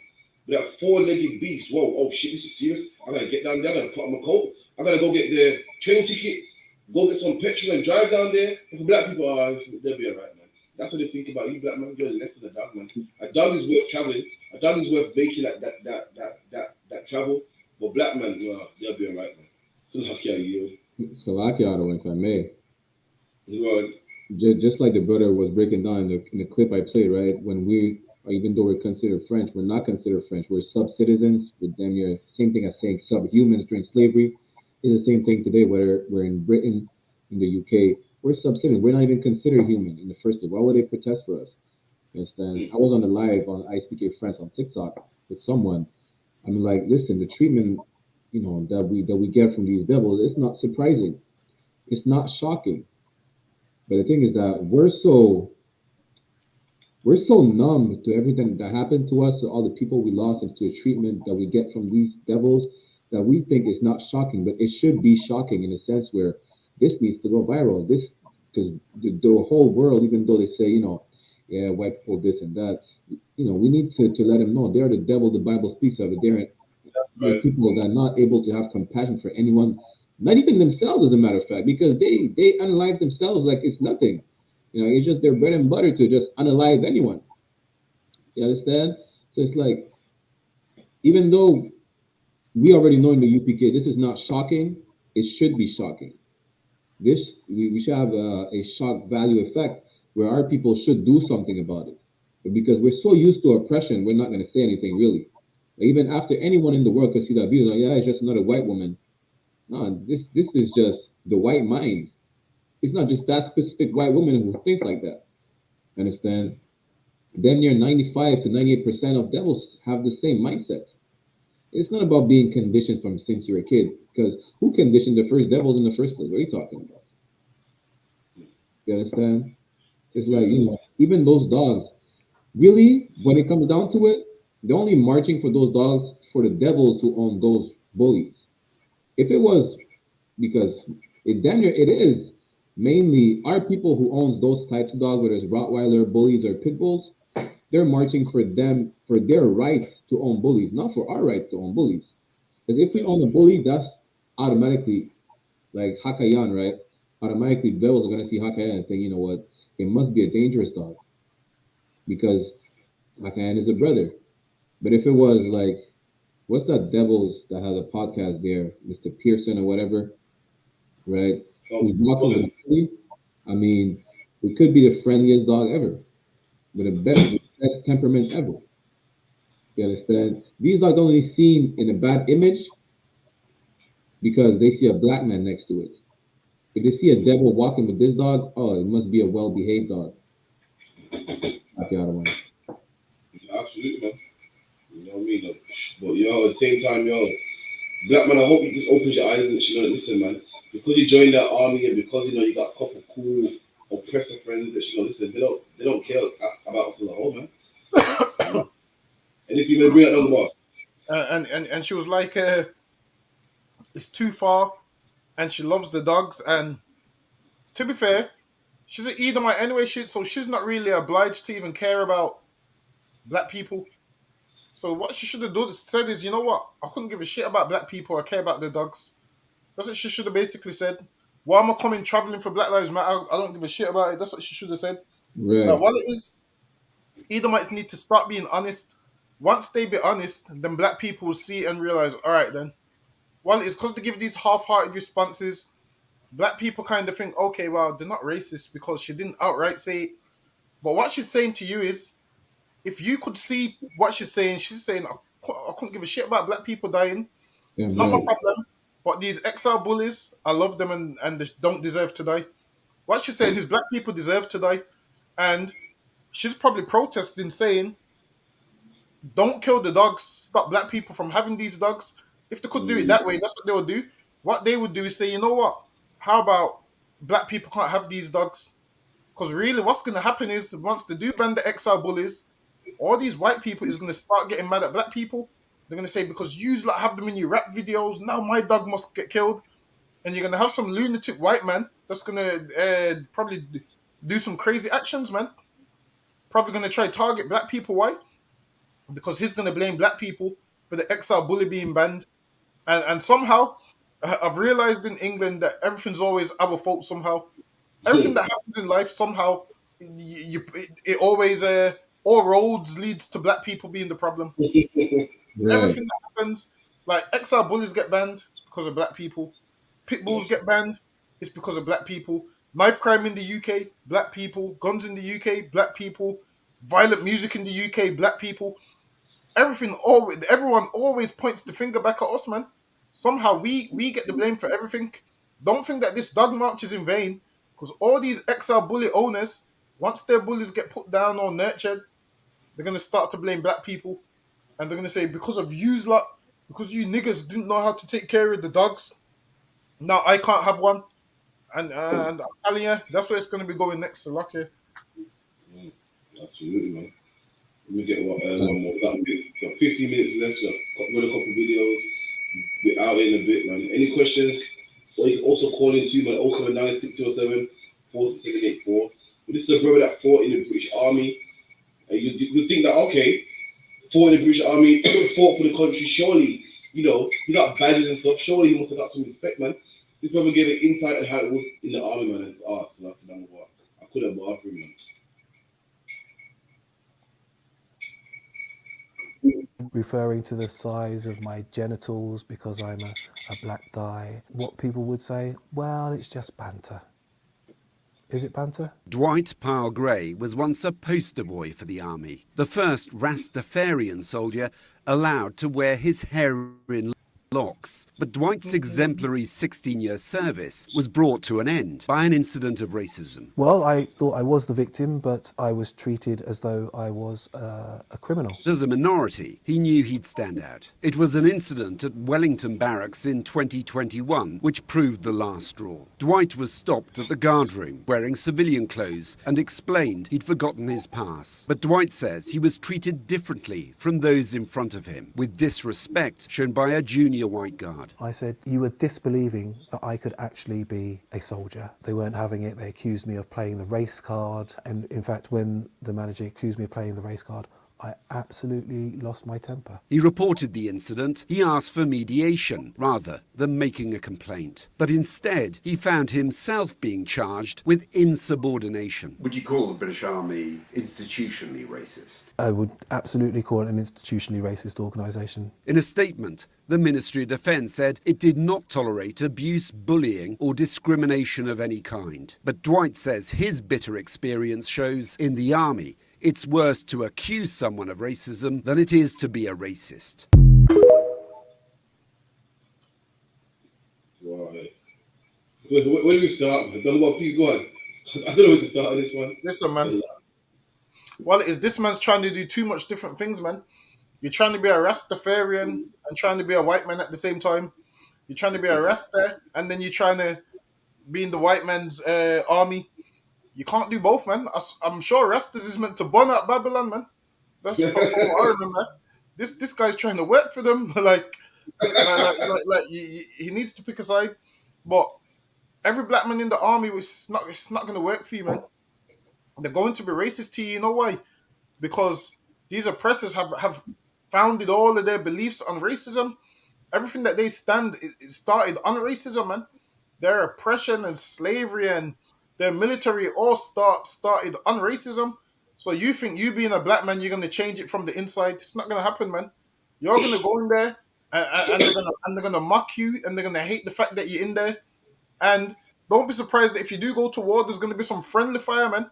They're going to kill you and blame it on somebody else, man. They're going to pop you in the back of their head and say it was an accident. Listen, man, this is what you do. Just don't fight in the white man's army, man. It's not hard. How about you come here where we can't be racist to you because we are the same, man? That's what he should do.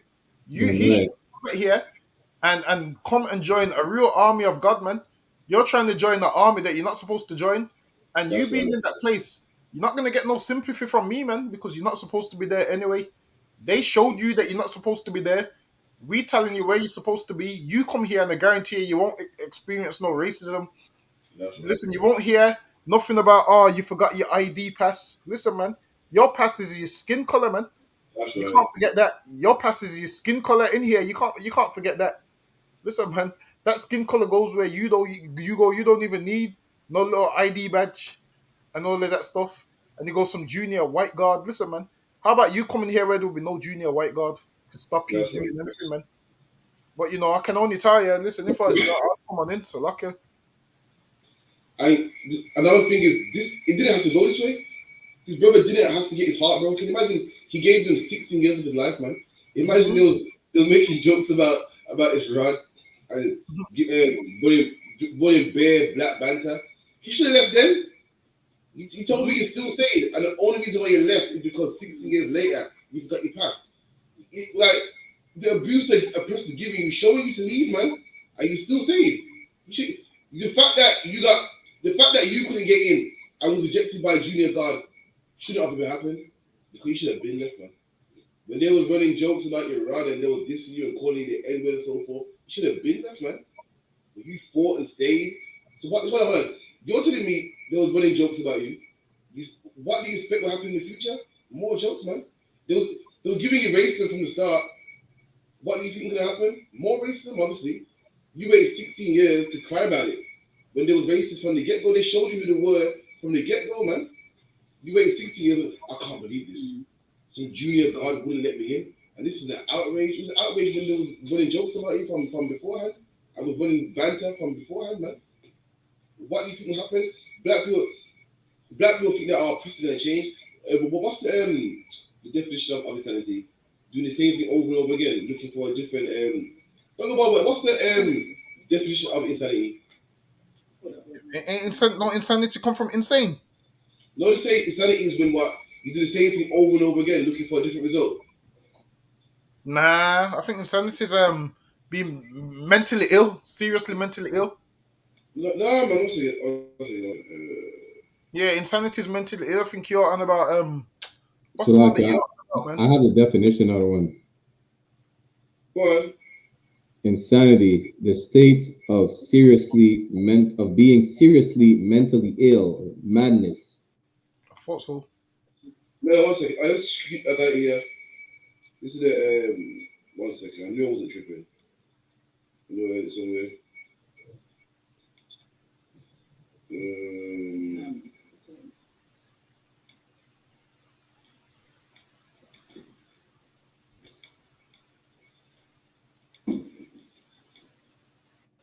You guys see it here?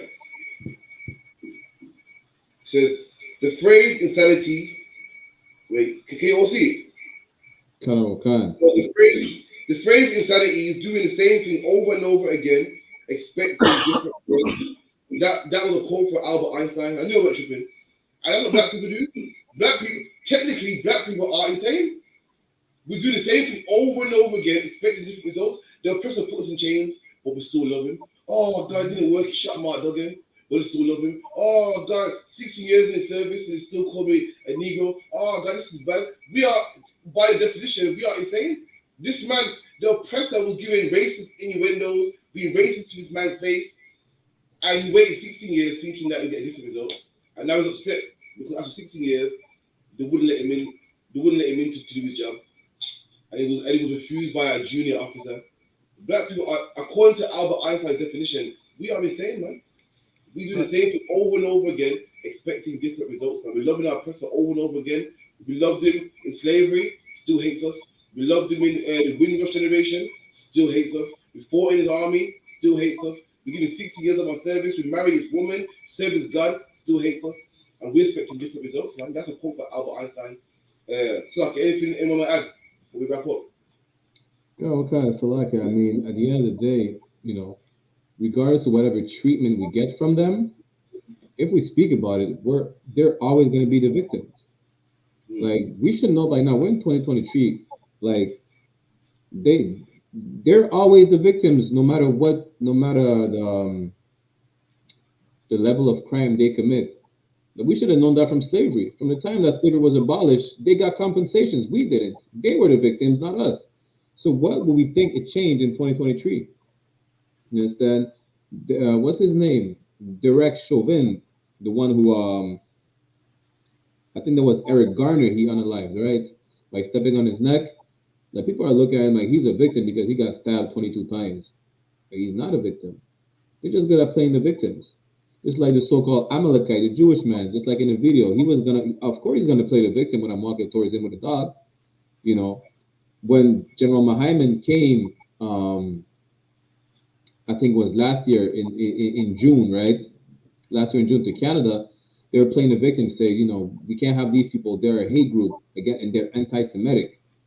Damn, we were on the news this year during the Passover, trying to prevent us from having the Passover. They're always good at playing the victims. Yes, and this is the reason why we should just separate from them. Just like the Bible says in Revelation 18:4, right? To come out of it, my people. Let's get out of Babylon. Just like also Dagobah said, the Rastafarians are supposed to be against Babylon in the first place. Why you gotta join them? That's right. Now you're doing the total opposite of your own belief. That's how you know Rastafarianism is not for us. Christianity is not for us. Islam is not. Nothing else is for us but the I.S.U.P.K. You understand? That's right. Besides, outside the I.S.U.P.K, y'all are doomed. Y'all are Christian, and y'all are just part of the system you're trying to fight against. Grow your dreads. It's not gonna work. Smoke all the weed you want. Go live in the mountains. It's nothing of that is gonna work. Pour salt over your shoulder, whatever the case is. Trying to be like Martin Luther King, right? Nothing outside the I.S.U.P.K. What we teach and what we teach brothers and sisters on how to change your life. Nothing outside of that is gonna work. You understand? The crazy part is just like the Bible says, we're a hard-headed people. We're stiff-necked people. Meaning what? We have to learn the hard way. Like some brothers will have to see their own family relatives perish before they come into the school. That's how destroyed we are.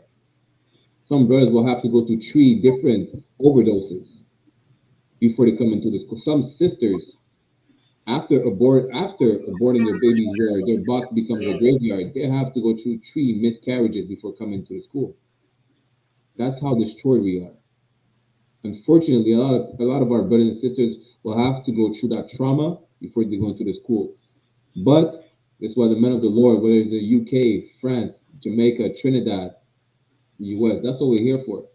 We're here to try and tell you, don't wait till it's too late, or don't wait till you suffer something so traumatic that, either you can't come back from it, but you come into the school, but you're so hurt that it's hard to fight your demons.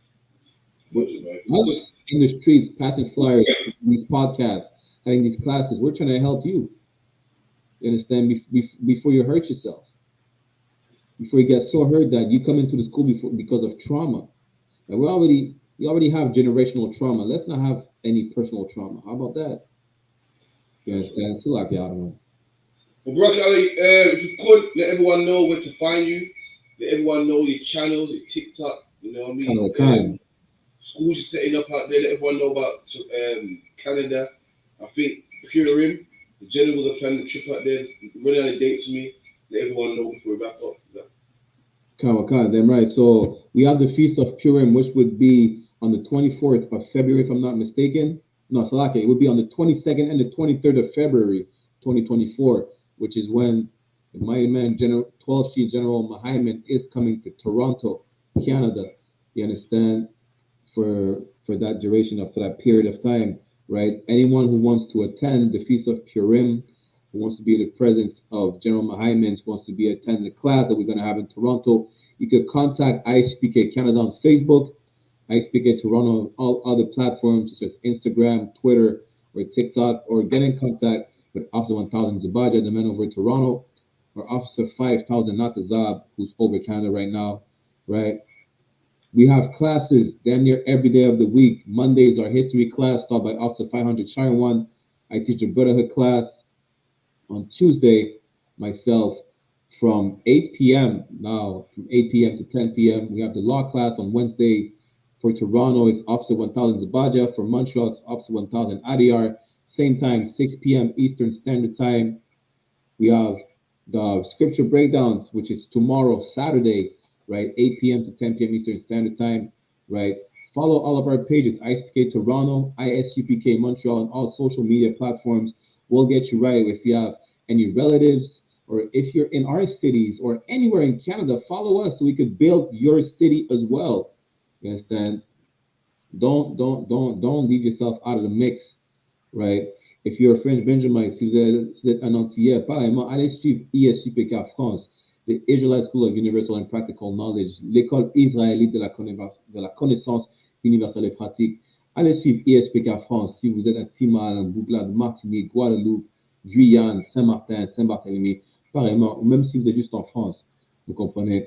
Parce que c'est le temps de réveiller notre peuple. C'est pas le temps de continuer à faire, parce qu'on sait déjà ce que vous faites. C'est pas le temps de continuer à faire ce que vous faites, à vous engager dans des activités criminelles à votre à gauche, aller coucher avec tel, comment se dit ça? So like, I don't want to cuss too much, you know, but don't go sleep with whores. Don't be a whoremonger. Allez pas coucher avec des prostituées. Soyez pas une prostituée vous-même. Soyez pas un proxénète. Changez votre vie, vous comprenez. La Bible n'est pas un livre d'homme blanc. C'est notre constitution. Ce sont our historical records. C'est notre histoire, vous comprenez. You understand? And one thing I want to plug in on, tonight, tune in to UPK La Pura Neta podcast. Will be 9 p.m. Pacific Standard Time, which is 12 a.m. Eastern Standard Time, 5 a.m. time of the UK. You understand? Brothers are welcome to jump on, right? And again, I want to give a shout out to Captain 10,000 Karatia and 5,000 Dan Gabar to having me on the show today, right? You know, anytime you want to send me the link, you can send me the link. I'm off on Fridays anyways. You know, let's push this truth to all four corners of the earth. Whether you need me to speak French, Spanish, Portuguese, I got you, Adawan. Understand? I'm not saying I'm like Paul, but niggas speak different tongues. You understand? Not the Christian tongues. I know you forgot about Dominica, man. Who's that Dominica brother, man? Dominica, I mean, same thing. You know, whether you're in Dominica, you speak French, Creole, or Patois English, because Dominica has been over the British after the French. Whatever island you're on, listen, Dominica, Saint Vincent, Saint Lucia, la Sainte Lucie, la Dominique, que ce soit la Dominique, Saint-Barthélemy, Curaçao, Belize, où que vous soyez, contactez le I.S.U.P.K le plus proche de vous. C'est la Trinidad, contactez le capitaine qui est en charge de Trinidad. Martinique, Guadeloupe, contactez I.S.U.P.K France sur TikTok ou Twitter. Contactez-moi, officier de 500 Barakia sur tous les réseaux sociaux. Vous comprenez? On va vous fixer. On va vous aider. On va être là pour vous soigner même parce que vous souffrez de ce qui s'appelle le syndrome de Stockholm. You all suffer from Stockholm syndrome, and we have the cure for you. You understand? The cure is the I.S.U.P.K, right? And again, just a quick reminder, right? Jokes aside, the cure for COVID is not Ray and Nephew, it's Martinican drink, strong drink. So I have to put it out there. We have the best rum in the world. We're going to find out and pass over, but for everyone on the live, like, share, subscribe. I'll rock you out for coming again, man. We'll be here again next week, Friday, on the ends, 9 to 11 with that. Shalom. This is a Batman tune. I promise you. This shit lit, cuz. This shit lit. Alright? Run that joint.